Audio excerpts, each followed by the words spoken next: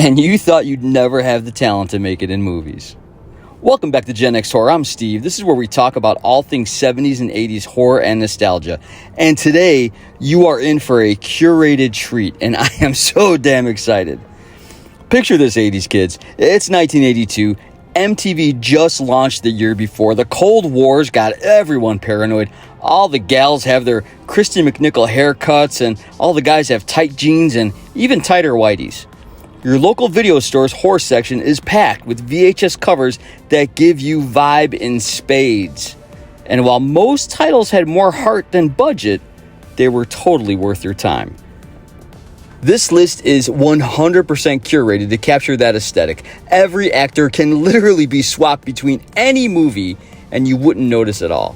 Hell, you could probably marathon all 10 movies in a row and you'd think it was a Thursday night 80s sitcom, but like way bloodier and a lot less Jack Tripper.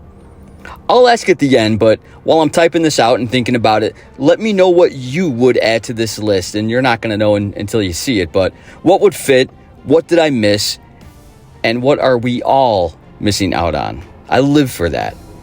This, my friends, is a wildly nostalgic walk through 80s slashers, and I am incredibly excited to get into it. So, let's get into it.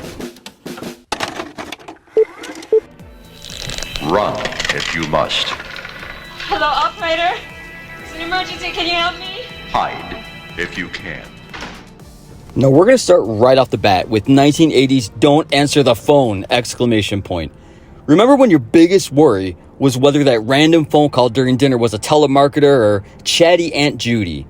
Well, this grimy Los Angeles nightmare takes that anxiety and pushes it into murderous territory.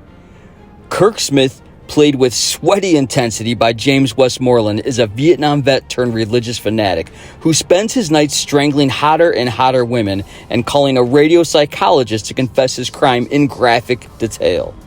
This entire film is based on the Hillside Strangler, which was an actual serial killer in California in the 1970s, and the name of a horrible expressway merge in the Chicago area. If you love Dirty Harry and you love the sitcom Frasier, well, this one's for you, I guess. It's sexy, raunchy, and brutal all at once. Shot on a pretty tiny budget in just about 18 days, director Robert Hammer somehow managed to create something genuinely unsettling, probably because half the cast looks like they wandered in from the actual street corners of LA, in the 80s at least. This is peak "don't watch this alone at 2 a.m. territory and the epitome of 80s gritty aesthetic.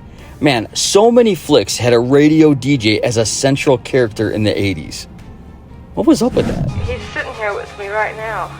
Well, that's a programming first, I must say. Yeah, he says he's a regular caller.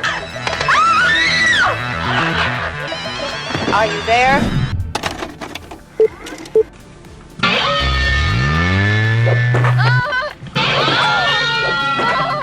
This next one is fantastic, and I apologize for sounding so excited about all of these, but I am. It's 1981's "Don't Go Into the Woods Alone." This is exactly what you get when you give a bunch of theater kids 20 grand and told them to make the Blair Witch Project 15 years early. And man, it was glorious. This Utah-shot masterpiece of incompetence follows a group of hikers who ignore literally every horror movie rule and decide to camp in an area where people keep turning up dead. I didn't mean to give away the whole thing there. It's the problem. I'm working on it. The killer's motivation? Unclear. The killer's identity? Also unclear. The film's budget? It's painfully clear. From the first scene where someone gets stabbed with what appears to be a butter knife covered in Heinz 57. Director James Bryan convinced local news stations that his cast members were actually missing, generating the kind of publicity that modern films spend millions trying to achieve. And honestly, that's more impressive than anything that happens in the actual movie and way ahead of its time. This film has become legendary precisely because it's so earnestly terrible. Like that friend who can't carry a tune but sings karaoke with such enthusiasm that you can't help but love him for it. This is karaoke Eye of the Tiger, and I'm 100% rooting for it. The pink shirt Peter wears in the final act was a promotional shirt for the movie Boogie Vision from 1977, an earlier movie from James Bryan, but damned if I could get a clean shot of the exact front. But I'm going to try to put one right here. Hope that worked. Prepare yourself for the most intensely shocking motion picture of our time. Now we're going to talk about Nightmare, 1981, and it's not to be confused with Craven's A Nightmare on Elm Street. With this budget, they could just afford the Nightmare, not the zip code. Romano Scavolini, see how I did that accent? Ultra sleazy psycho thriller follows George Tatum, a mental patient who escapes and goes on a beautiful killing spree that makes Maniac look like a Disney flick. And yeah, that's saying something considering Maniac came out the same year and featured Tom Savini's legendary gore. What sets this apart is it being absolutely repulsive in every possible way. We're talking about a film so nasty that it was banned in multiple countries and still makes seasoned horror fans reach for the shower afterwards. The film's original UK distributor was sent to prison for releasing an unapproved version. Actual prison. Is that true? This was banned in the UK, however, as a video nasty in the 80s, and that makes sense. A few on this list actually were. I told you it was a banger list. The film was shot guerrilla style in New York with a cast that includes Baird Stafford giving a performance so unhinged it makes you wonder if method acting was even involved. And considering this was the height of the city's seediest era, the authenticity is probably more disturbing than any special effect that's going on. If Don't Go in the Woods is your weird friend who tries too hard, Nightmare is that friend's creepy uncle who you're pretty sure has bodies buried in his backyard.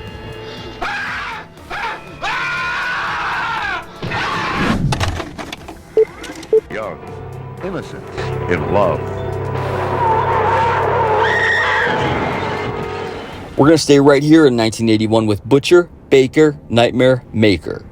Before Psycho made us all suspicious of our mothers, and way before Bates Motel made it an actual TV series, this absolutely insane melodrama asked the question, what if your sweet old aunt was actually a possessive, murderous maniac?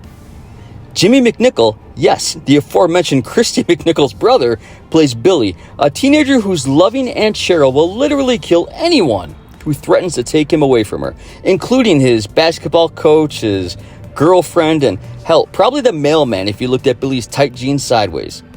Bill Paxton was in the lead for Jimmy's role as Billy. However, the studio wanted a known name to lead the production, and Paxton settled for a supporting role instead. And what starts as a straightforward slasher quickly spirals into a crazy psychosexual thriller that throws in corrupt cops, closeted homosexuality, and enough family dysfunction to fuel a dozen Lifetime movies today. Director William Asher, who previously brought us Beach Blanket Bingo, decided he needed to explore the darker corners of the human psyche, and honestly, the man committed hard.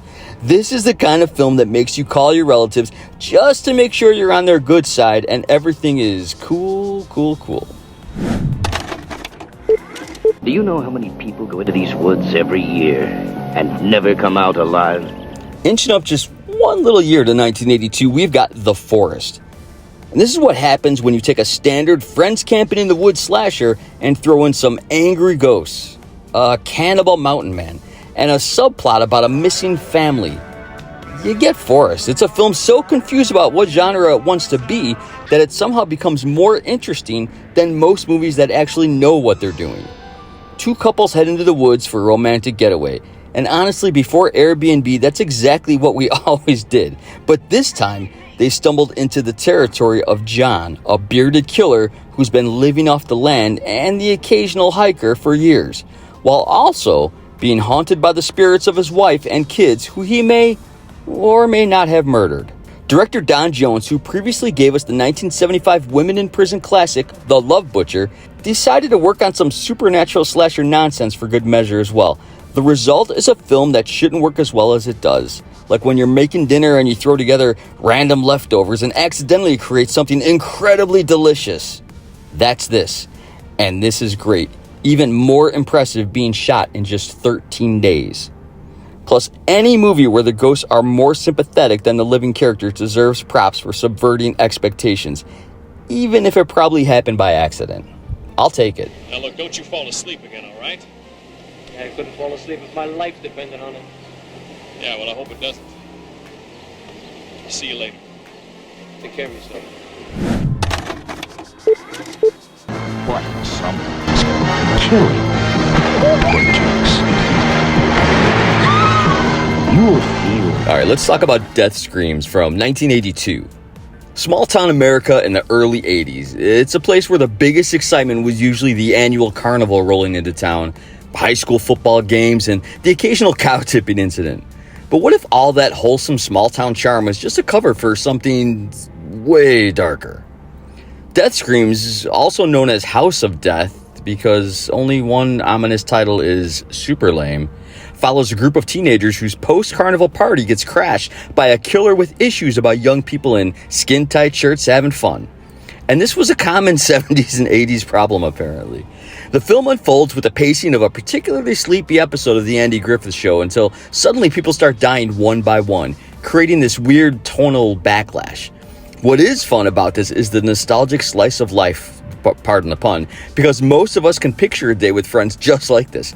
The restaurant in the first act is called Bridges Barbecue in Shelby, North Carolina, and it's still in operation and looks pretty much unchanged from reports.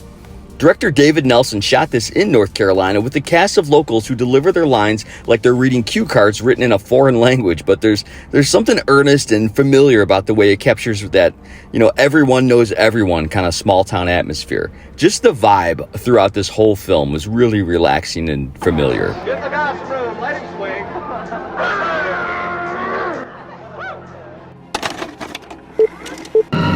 It's like multiple stab wounds in the back, the arms, and the chest.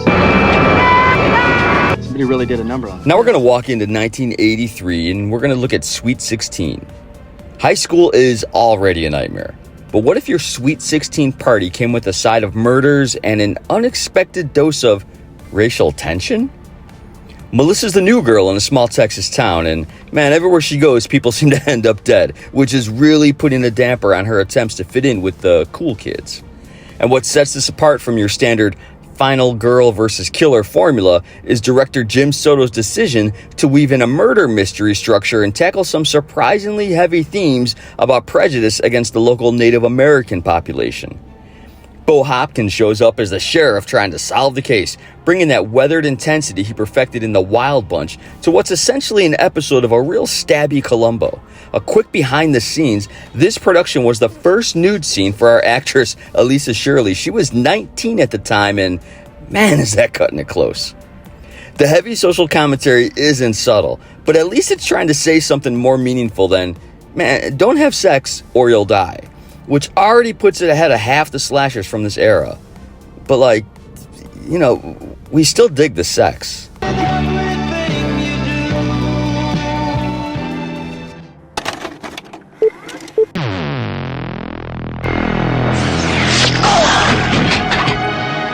Daddy, I don't know about the future, but I know I'm a good gymnast. Jumping right out of 1983, right into 1984 with Fatal Games. The 1984 Olympics were a big deal. America was feeling patriotic, sports movies were having a moment, and eventually everyone was suddenly interested in athletic achievements. So naturally, some enterprising filmmakers thought, what would make a great slasher movie? Track and field. Fatal Games follows a group of young athletes training for the Olympics who start getting picked off by someone with a grudge and an impressive collection of javelins, discus, and other implements that were definitely not designed for murder, but I'll tell you what, they get the job done. The killer's weapon of choice is the javelin in open spaces, small spaces, pools. It just comes across as javelin heavy as opposed to javelin adjacent. It's very reminiscent of the 1981 slasher Graduation Day, which follows similar themes. You guys remember Jim Cotta? It's like that in My Bloody Valentine, all in one, and if that sentence doesn't make you want to track down a copy of this immediately, you might be watching the wrong video. And to put this film in its proper place, Linnea Quigley was a body double for Annie's massage session with Sally Kirkland. Linnea pops up in the wildest of places, and we love that.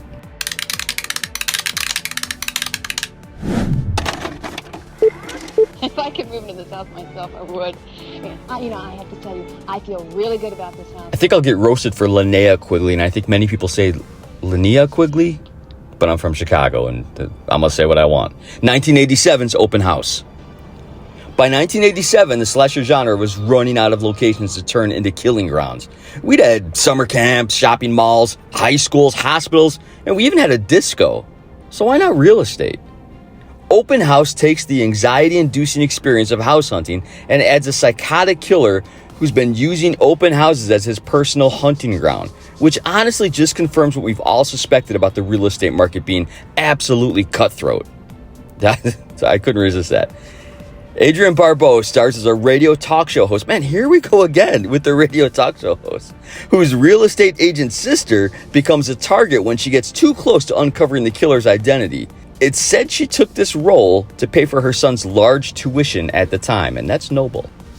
Director Jag Mandura, who would later go on to make a bunch of erotic thrillers for cable TV and created Hack-O-Lantern a year later, which we covered in last week's video, it brings a surprisingly sleazy sensibility to what could have been a straightforward stalker movie by focusing on the voyeuristic aspects of someone invading these intimate spaces. The result is a film that taps into very real fears about home invasion and personal safety while also serving as an unintentional commentary on 1980s consumer culture and the American dream of home ownership. But, honestly, forget what IMDb says. He probably just wanted to show people getting murdered in nice houses. And that's good enough.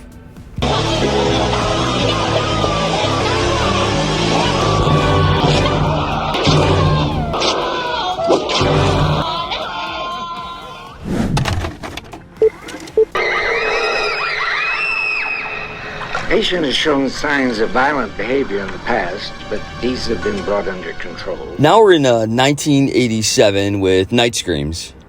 High school footballer in small town America has always been serious business. Friday night lights, homecoming queens, and teenage dreams of glory that usually end with a college scholarship or a job at the local auto shop, or, in the 80s, a radio DJ.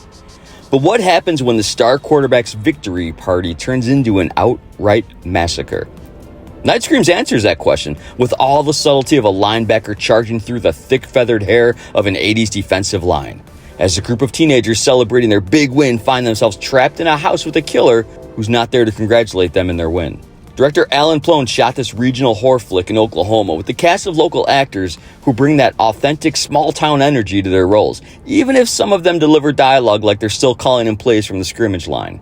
This film captures that specific 80s atmosphere of teenage invincibility meeting harsh reality, where the same kids who thought they owned the world on Friday night are running for their lives by Saturday morning. And that's a wild, wild Saturday morning walk of shame. It's got that late 80s VHS aesthetic that makes everything look like it was shot through a layer of hairspray and angst. And that's exactly the vibe a forgotten regional slasher should have. No, Lisa!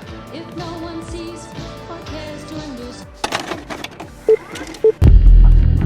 So they in or what? It's all arranged. I don't like this. This is way too dangerous. You're not afraid. This is the bonus track. This is going to be 2004's Malevolence. And this one isn't 80s, but a bonus flick you may have missed. Malevolence deserves a spot because director Stephen Mena managed to create a film that looks and feels like it was discovered in some small town's video store horror section circa 1982. Shot on a micro budget in rural Pennsylvania, this throwback follows a bank robbery gone wrong that leads to a confrontation with a masked killer who's been terrorizing the local countryside, and the whole thing has that gritty, handheld quality that makes you think you're watching a genuine found footage from the Reagan era, minus the jelly beans and cocaine. I don't know, maybe they had cocaine. Mena clearly studied the classics. There's visual nods to Halloween, the Texas Chainsaw Massacre, and for sure Friday the 13th. But instead of just copying them, he captures the essence of what made these films work. Genuine menace, practical effects, and the kind of rural isolation that makes every creaking floorboard sound like a death sentence. The film spawned 2 sequels and showed that you don't need a wild budget to create effective horror, just a solid understanding of what made these early 80s slashers so enduringly creepy. This was originally a student film, and on YouTube you could find the teaser for investors, and I believe it's labeled just that. Halfway through, they scrapped looking for investors, and instead of reshooting with angel money as planned, they just continued on grinding and being scrappy and finished a full movie for release. Man, we tore through 10 slices of early 80s slasher madness that shows to everyone sometimes the best horror comes from the most unexpected places, and those unexpected places were all the 80s. These films didn't have the budgets of Halloween or the cultural impact of Friday the 13th, but they've got something equally valuable: pure, unfiltered creativity, born from necessity, and a willingness to embrace the absurd and lean into gritty, sweaty cinema. As we close, I'm going to ask again, what movies do you recall that had the same vibe as the ones we just went over? And this is 100% my wheelhouse, and these movies really capture that 80s slasher vibe for me. But hell, everyone has a different take and different movies that do it way better. Drop them below so we can write them all down. I love you guys, and as always, stay cool.